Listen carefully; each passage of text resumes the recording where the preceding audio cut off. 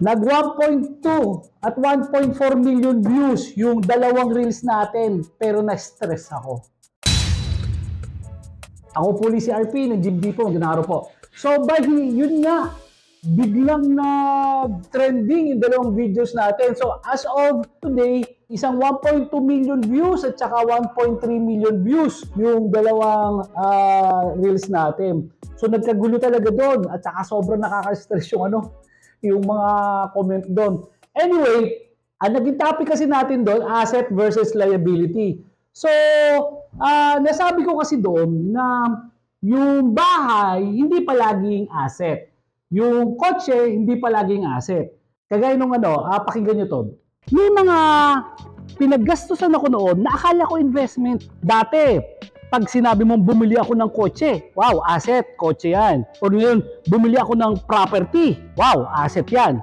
Pero ngayon, after ni Robert Kiyosaki, yung Rich Dad Poor Dad, na-realize natin, yung kotse, hindi palaging asset yan. Ang bahay, most of the times, liability yan, hindi asset yan. Bakit? Ang asset, naglalagay ng pera mula dito papunta sa bulsa mo. Pero yung kotse, yung bahay, most of the times, yung pera mo nandito palabas. Bakit? Yung kotse nga, pag inutang mo na monthly amortization yan paglabas pa lang ng kasa niyan, nag-depreciate na kalahati yan. Hindi siya asset. Not unless kung yung kotse, ginawa mong grab, ginawa mong paarkilahan, ayan, papasok ang pera dyan. Ang bahay, hindi rin asset yan. Kung hindi kumikita, taon-taon, nagbabayad ka ng amilyar. Ang bahay, asset yan pag pinaupahan mo. So yun ang sinabi ko. Hindi ko sinabing hindi period asset, hindi period liability. So sabi ko pwedeng maging asset, pwedeng maging liability yon. Pero ito kasi, para may paliwanag ko ng maayos, i-shoutout muna natin. Kasi nagkagulo So may mga nagkasagutan dun sa sa comment section. So shoutout ako kay Sir Jonathan Gemparo. Okay? Siya yung nagtatanggol sa akin tungkol dun sa point of view ko. Tapos, shoutout din kay Sir Mac Camgo na medyo kontra doon sa point of view ko. Para kumalma na lang, ang sabi ko talaga, ito yun So, magkaiba kasi ng point of view. Pareho kayong pwedeng pareho kayong tama, magkaiba lang kayo ng point of view. Kasi, si Sir Jonathan, businessman siya. Okay? While si Sir Mac is CPA. So pag CPA, yan yung mga in charge para sa mga asset and liabilities, financial statement, balance, So, parehong tama kasi. Ganito yun. Yung kay Sir Macango, given yun talaga, pag binasin mo sa libro, binasin mo sa accounting, asset is asset. Bahay, kotse is asset. Pero ngayon, nabanggit ko kasi, since yung libro ni Robert Kiyosaki na Rich Dad, Poor Dad, nasabi niya kasi doon na ang kotse, ang bahay, hindi palaging asset. Hindi rin palaging liability. Pero ito kasi ang importante doon. Itong point of view kasi ni Robert Kiyosaki is hindi point of view ng CPA.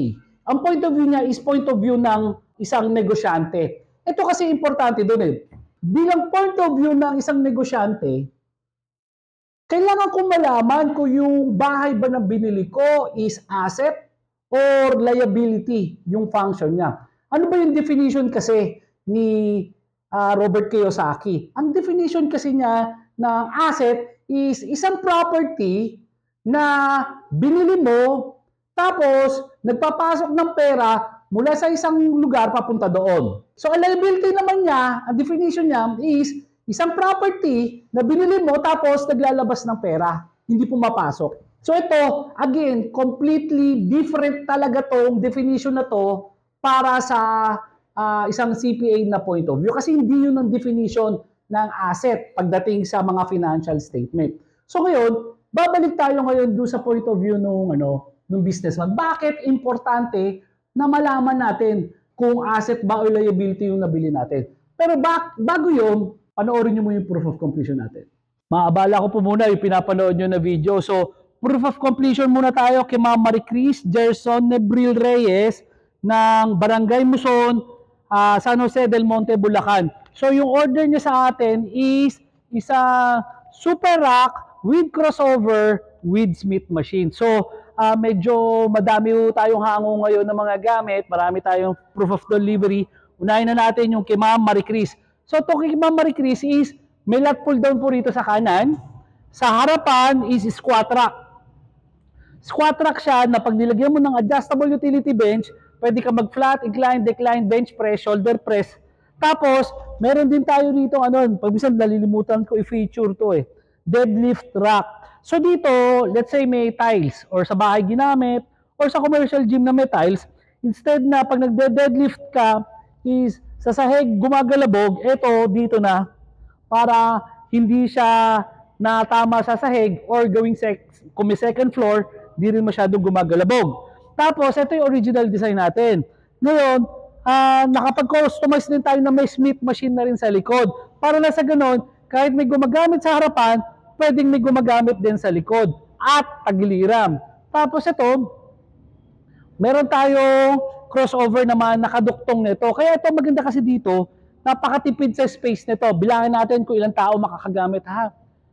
Isa, pwede mag-tricep extension, pwede may nag-chichining, dalawa, tatlo, pwedeng mag-bicep curl, tatlo, may nagbe-bench press, apat, may nag-lat pull down, 5, at may nag-Smith machine, 6. So ito, typically, pwedeng gamitin ng 6 na tao na sabay-sabay. So, kung sa commercial gym, gagamitin ni Ma'am Marie Chris, ang gamit na to, panalong-panalo to. Bakit? Kasi, una, nakita mo yung haba na space na kinain niya. Although ganyan kahaba yan, 6 na tao yung sabay-sabay na gagamit niya. Kasi kung ihiwalay mo yung Smith machine, yung crossover, squat rack, lat pull down, triple na space ang kakainin nito. So, sobrang laki. At pagdating naman sa budget, mas mura to. Mas makakatipid ka na between 15 to 30,000 pesos. Pagka ito ang binili mo, kumpara sa bibili ka na hiwalay na Smith, hiwalay na cross, hiwalay na lat pull down, at hiwalay na squat rack. So, balik po ulit kayo sa video.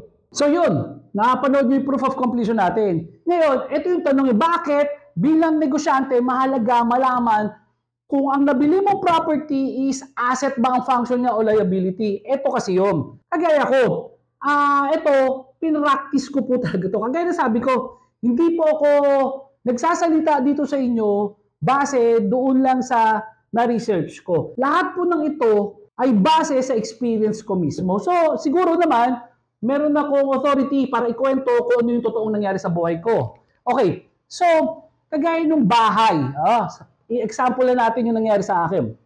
So, yung bahay, dati, kami magkapatid, may minana kami property. So, yung property na minana namin, doon kami parehong nakatira, pero nakiusap ako sa kanya na yung garahe, gagawin naming gym. Tapos, yung labahan, at saka sampayan, ginawa niyang water station. So, yun yung naging kasunduan namin magkapatid. Ngayon, nung nagkasundo kami kung ano na yung gagawin sa property na yon, sa kanya na napunta yung property na yon. At ako naman, nagkataon, yung katapat na bahay namin, at that time, binibenta. Pero wala akong pera noon. Wala akong pera talaga. Kasi that was way back mga 2015. Wala akong pera. So, ang ginawa ko, inutang ko ngayon yung pera pambili. Actually, inutang ko yun doon sa mag-asawa, yung kapatid ko tsaka hipag ko. Inutang ko yung pera na yon para mabili agad. Pero, nung nabili ko na at nailipat na sa akin naman yung titulo, ang ginawa ko, isinanla ko naman sa bangko. Kasi, pag sa bangko mo kasi inutang muna yung property, kailangan kasi yon ilipat muna yung property sa pangalan mo bago i-release ng bangko yung pondo, pambayad. Maraming hindi napayag na seller na ililipat ko na sa pangalan mo yung titulo, pero wala pa ako nakukuha ang pera. Ang pinanghahawakan nila is letter of guarantee sa bangko. So, ang nangyari doon, kailangan ko munang bayaran yung property na yun. So, yung property na yun, binayaran ko gamit yung utang na hiniram ko sa asawa, sa hipag ko at sa kapatid ko. Tapos, yung mailipat naman na sa pangalan ko, saka ko isinanla sa bangko. So, makikita nyo yung ipopost ko dito yung screenshot, na-approve ako ng bangko, at i-screenshot ko rin dito yung natapos na ako sa paghuhulog. So, anyway, starting na mailipat na sa pangalan ko yung property, isinanla ko siya, Ngayon, doon ako nakatira. Okay, period.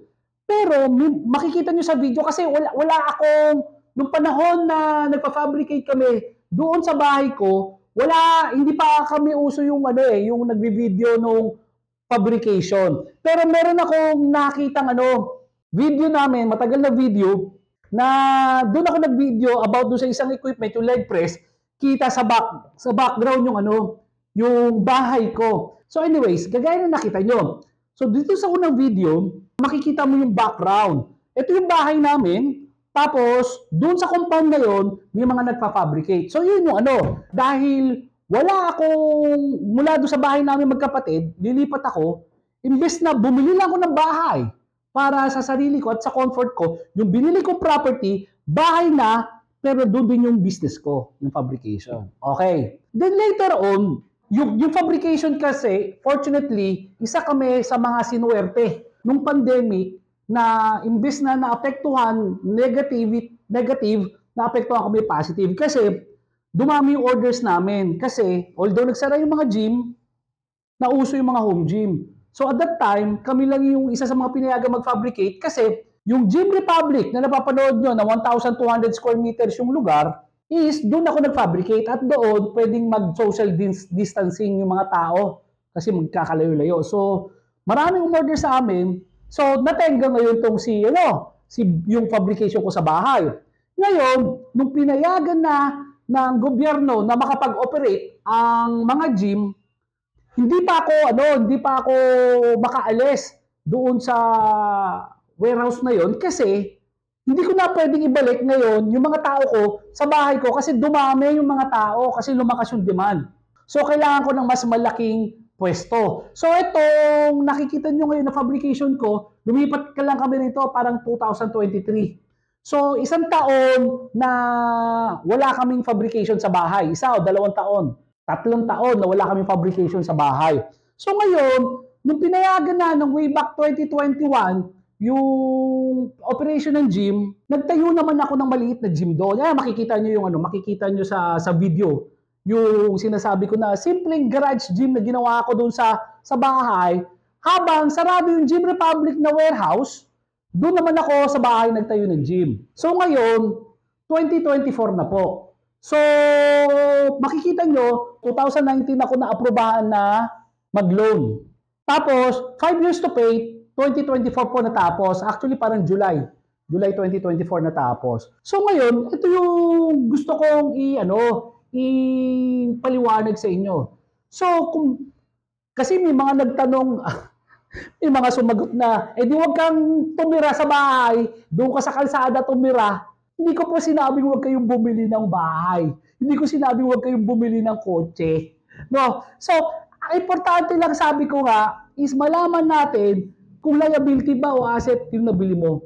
Yung perfect example na yun is yung bahay ko. Yung bahay ko, kung binili ko lang siya at inutang sa bangko, tapos tinirahan ko lang siya, nabuhay ako ng komportable, bilang negosyante, hindi siya asset. Bakit?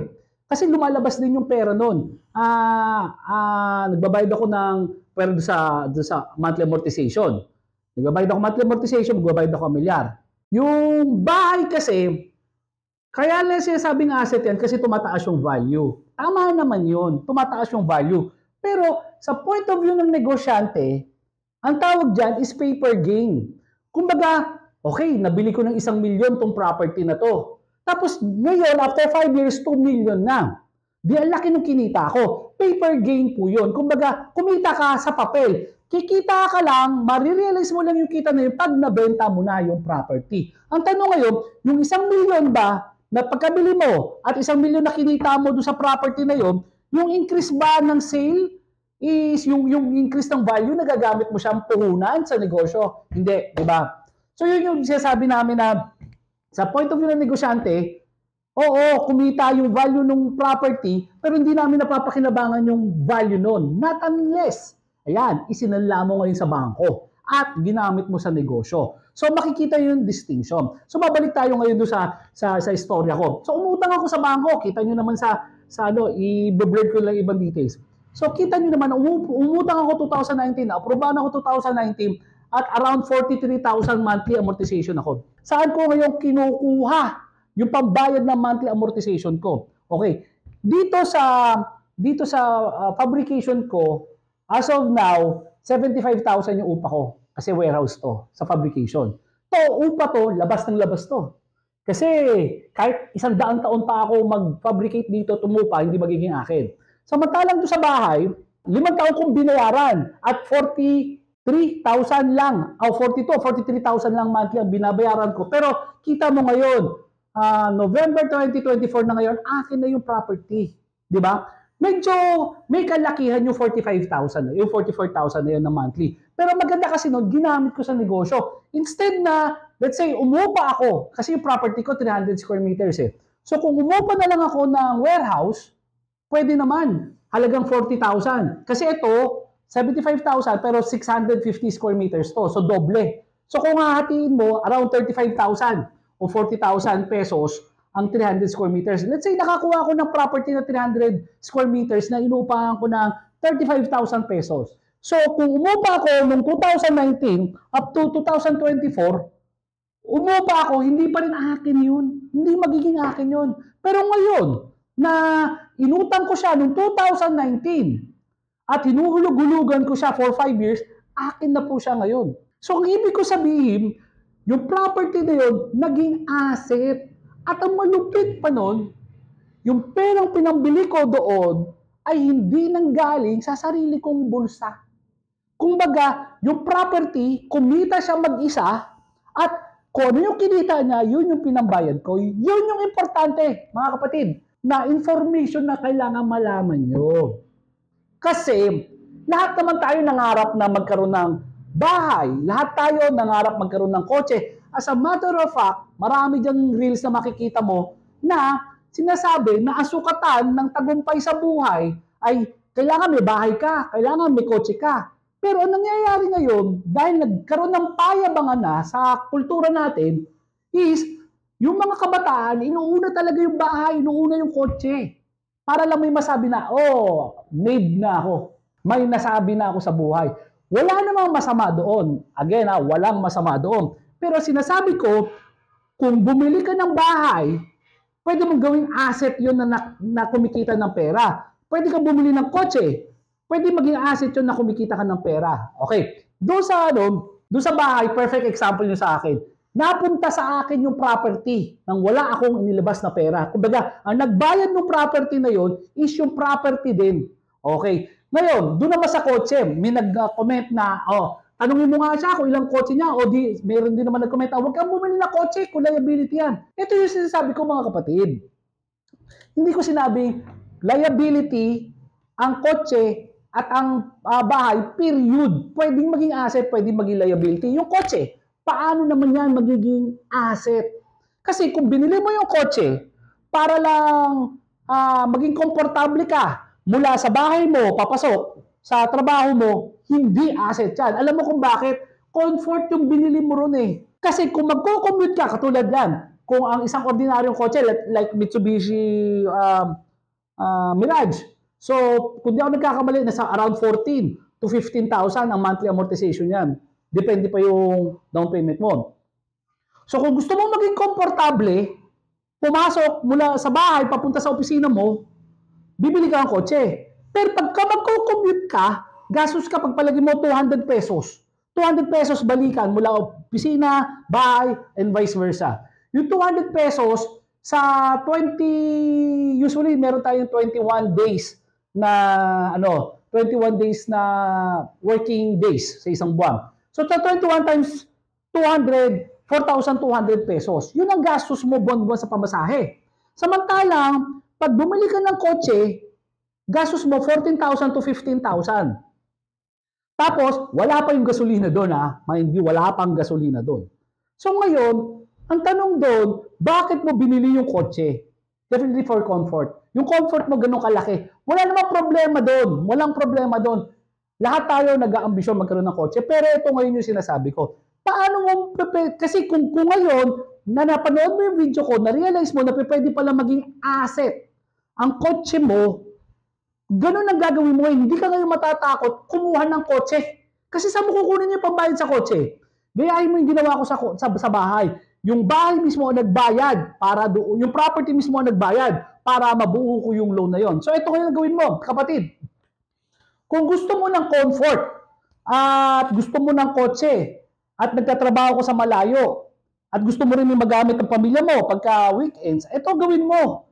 So, yung kotse na yan, para maging asset, dapat kumikita. So, paano kumikita yan? So, una, it's either, pwede mong i-carpooling yan, kapatid. Kunyari lang, Cavite kami. Tapos, ang trabaho mo is Makati. Let's say Makati. Araw-araw papasok ka from Cavite to Makati, sigurado ako, 100% akong sigurado, na hindi lang ikaw ang nagtatrabaho sa Cavite na pumapasok sa Makati. Ilan ang capacity ng kotse? 4, plus yung driver pang 5. So, pwede kang kumuha ng 4 na pasahero. Willingly talaga, ano yan, magbabayad dyan ng premium. Kunyari lang, 100 pesos ang gastos niyan. Mula Cavite. Kunyari lang yun, Cavite hanggang Makati. Kung 100 pesos, kahit magbayad dyan ng 120 pesos, magbabayad dyan. Bakit? Kasi, komportable ako eh. Hindi ako tatayo pag standing ang bus. Hindi ako mamamawis. Hindi ako mag-aantay ng sasakyan. Parang ano ito, parang nag-hire ka ng Grab, 'di ba? From one point to another, diretso. So, ibig ko sabihin, kung kunyari lang 120 pesos ang one way mo na babayaran papuntang Makati, so may 4 kang pasahero, so 480 pesos 'yun. One way 'yun 480 pesos. So another 480 pesos naman pabalik. Para hindi ako mahirapan sa pag-compute. Mahina ako sa computation. Kung gawin natin 500 pesos papunta, ang kinita mo, 500 pesos pabalik. Unang tanong ko sa iyo, kapatid, magkano sweldo mo? Baka less than 1,000 ang sweldo mo. Pagka nandito ka sa Cavite, tapos sa Makati ka nagtatrabaho. Ang punto ko, pumasok ka, let's say 1,000 na lang ang sweldo mo. 1,000 ang sweldo mo. Kumikita ka ng 1,000 isang araw sa trabaho mo, kumikita ka pa rin 1,000 a day doon sa pagbibiyahe mo mula Cavite hanggang papasok. So, ang punto ko doon, so kung may 1,000 a day ka, tapos 21 days kang bumabiyahe, may 21,000 ka. So, sobra pa, kapatid, di ba? Sobra pa doon sa monthly amortization mo. So, yung sinasabi ko, may mga caveat. Okay. So, yung carpooling, hindi ko alam yan kung may mga requirements sa LTFRB or what. So, gawin mo na lang kung ano yung dapat gawin legally. Okay?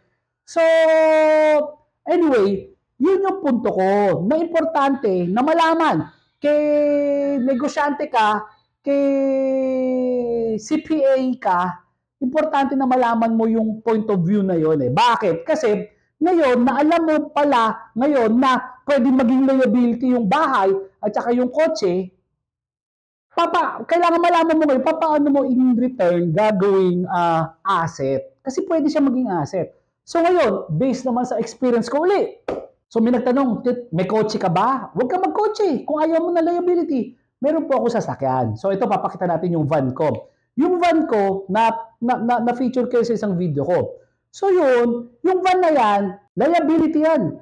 Kung binili ko siya para lang sa luho ko.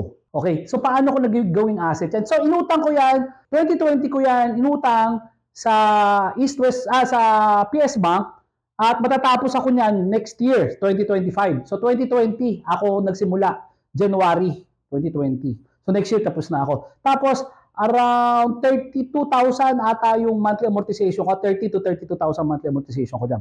So ngayon, paano siya naging asset naman? So siya, makikita nyo sa picture, may mga order sa Gym Depot. So itong Gym Depot is paggawaan po kami ng gym equipment. So, may mga deliveries kami na instead na mag-hire ako ng truck, ng Lalamove, ng Transportify, doon na isinasakay sa truck ko. So yung mga kliyente, nagbabayad yon ng mga delivery charge.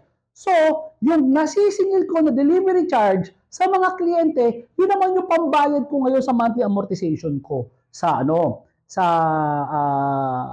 sasakyan ko. So ngayon, yung sasakyan ko, meron akong sasakyan na ginagamit ko sa negosyo. At meron akong sasakyan na pwede ko rin gamitin pang private function na aming pamilya kung kailangan ko. So, ibig ko sabihin, asset talaga tong sasakyan na to. At next year, matatapos na nga yun, kung ibenta ko man siya, magkakaroon ako kung magkano man siya nabenta, mapupunta sa akin yung halaga na yun, nang hindi ako naglabas sa sarili kong bulsa, nising kong duling. Ang nagbayad doon yung sasakyan. So kapatid, yun yung sinasabi ko na napunto ko na ang bahay at ang kotse, pwedeng maging liability, pwedeng maging asset. Most of the time, liability, alam mo ko bakit? Kasi pansinin mo, ikaw kapatid, tanungin mo, ba't ka bumili ng bahay? Di ba? Bakit ka bumili ng kotse? Kumikita ba to? Ito perfect example to.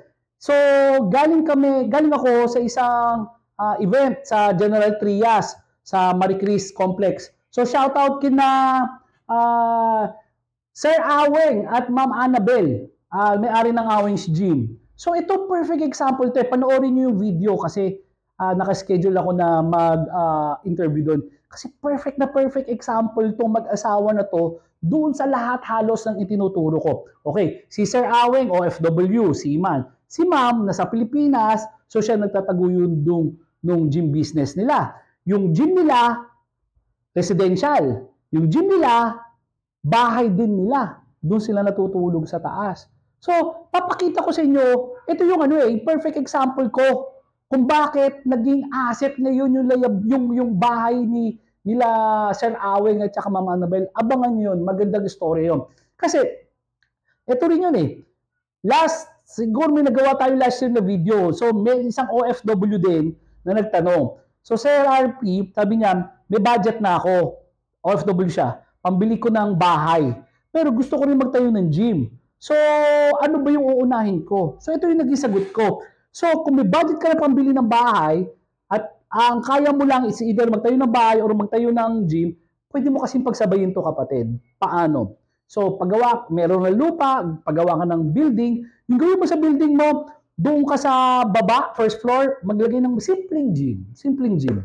Yung Aweng's Gym, ay makikita nyo sa video, around mga less than 50 square meters talaga to isa. Ngayon, dahil lumakas yung gym nila, inoccupy pa nila yung katabi. Pero yung original gym, sa tingin ko, less than 50 square meters. So, sa sobrang lakas, kinuha pa nila yung pangalawang katabi.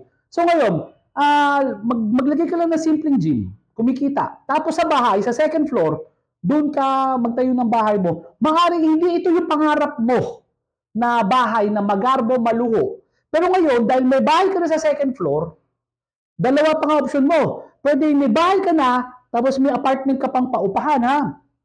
So, maaaring hindi ito yung pangarap mo na magandang bahay. Pero pwede ka na magsimula. Meron ka ng sarili. Pero ang maganda ito, kapatid, yung OFW na yon, nung ginawa niya yon, hindi niya kailangan ngayon magpadala ng pera para pambayad monthly amortization ng property. Ang ginawa niya ngayon, yung kinikita ng gym, pambayad na ng monthly amortization. So ngayon, yung papadala niya pera, buo pa rin. Para sa pamilya pa rin niya. O ngayon, let's say, after 5, 10, 15 years, natapos na bayaran yung property na yon. Ngayon, pwede niya uling isanla yung property na yon. Pwede niya isanla para bumili uli siya ng property na itatayo niya doon yung pangarap niyang bahay. Ngayon, ano yung pambabayad niya ngayon doon sa bago niyang property? Ito pa rin, kapatid. Yung dati mong property na kumikita sa gym at isang apartment, magiging isang gym at dalawang apartment na. Kasi yung dati mong bahay, ipapaupa mo na rin yun at lilipat ka na sa bago mong bahay. So kapatid, ito yung konting ambag ko dito sa content ko na kasi marami pa rin mga Pilipino ang hindi pa rin aware or aral sa mga ganito klaseng sistema kasi hindi tayo tinuruan ito sa eskwelahan. So dito, itinuturo ko sa inyo, it's either nabasa ko sa libro or natutunan ko sa sarili kong buhay. So kapatid, maaaring old school na yung mga natutunan natin. Importante na matuto tayo ngayon sa mga bagong mga kaalaman. Nang sa ganun, mapagyaman natin yung sarili natin at ang pinaka-goal ko, especially sa mga anak ko, mapagyaman nila yung sarili nila at ma-achieve nila at a younger age. Kasi kung magsisimula ka ng maaga, magsisimula ka ng tama, pwede kang magretiro ng maaga. Ako po si RP ng Gym Depot. Maraming salamat po.